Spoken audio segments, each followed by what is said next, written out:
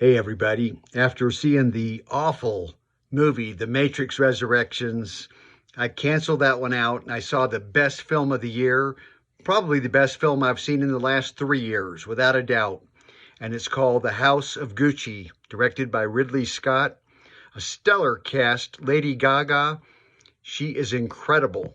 This woman will likely win the Oscar. In fact, I think it will win many, many Academy Awards and many other awards, critic awards, Britain, all over the map. It's going to win a lot. It deserves it.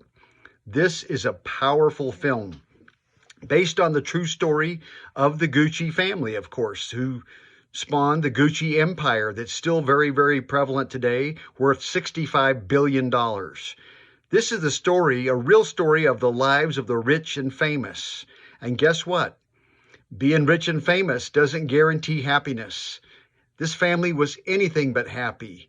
Turmoil amidst the family over many years. The film starts in 1978. It ends in 1995. And we see sordid characters backstabbing each other, undercutting each other. I mean, it's just horrible what these people did to each other. And yet you can understand their motives when you watch the film. The acting is superb. The casting is excellent. Al Pacino, he could win an award. Jared Leto, in a supporting role, he could win an award. I mean, all the acting is great. Jeremy Irons is great. And let's don't forget Adam Driver, superb. Great music. The art direction was one of the best I've ever seen. Just beautifully filmed. The cinematography, impeccable. Ridley Scott really knows how to make quality films. I didn't see his film, The Duel, that also came out a few months ago, also starring Adam Driver. But this film really is first rate. It takes us on a journey with his family members, primarily focusing on the Lady Gaga character, Patricia, who is really just kind of an unknown who marries into the Gucci family. And really, I don't want to give away too much of the plot and the story. I didn't know that much about it going in. I likely heard about the thing that happened with the Gucci's in 1995, and that's a spoiler too. I'm not going to mention in case you don't want to know that.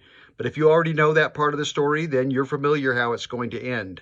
But nevertheless, the drama builds. It's as much drama building as there was in the Godfather films at the end. If you remember the climax in the Godfather, yeah, kind of similar in its own way.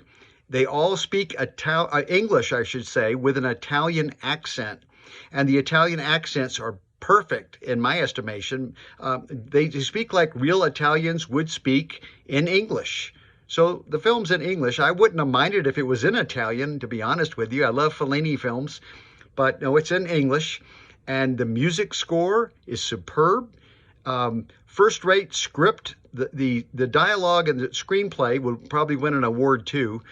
This is just a marvelous film based on real-life events, and it's just a film that I cannot recommend more strongly to you. I'll probably go see it again, no doubt, at the theater, the way movies are meant to be seen.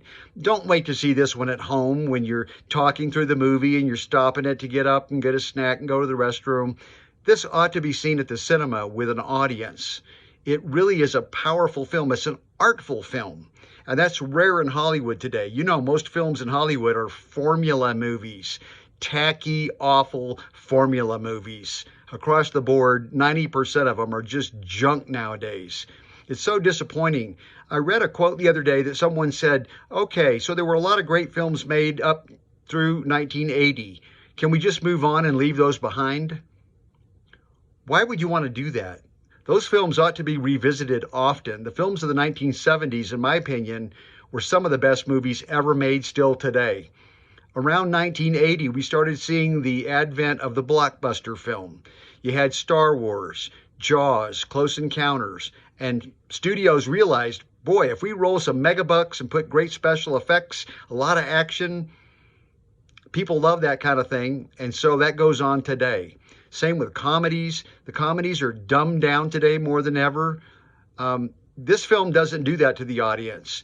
The dialogue keeps you on your toes to follow the course of events, what's happening. The drama builds. It just was such a pleasure to watch good acting and good filmmaking. You don't see that a lot in Hollywood films. There's too many quick jump cuts, or rather just cutting the film in ways that or disturbing. Violent films, by and large, don't really appeal to me that much anymore unless it's integral to the story, as it is in this one. And so it's not overplayed. The language is like people would really speak in real life.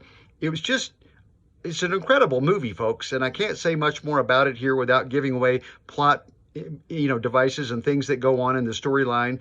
And all I'll say about it is it's a narrative that takes place over those years, how the family develops, how they both are fighting for power in the Gucci empire, how the Gucci name really for many years wasn't really that highly thought of in terms of fashion at all. They kind of were left in the dust behind Versace and Armani and these other designers that were just taken off, more popular.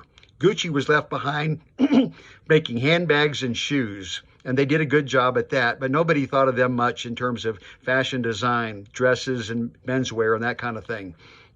Of course, when they hired Tom Ford, an unknown at the time from Texas, that changed everything for them. And so Gucci is very, very big and very popular again today, as you well know. Don't miss this film, folks. One of the best movies you're ever going to see this year or maybe anytime. Thumbs up, big thumbs up.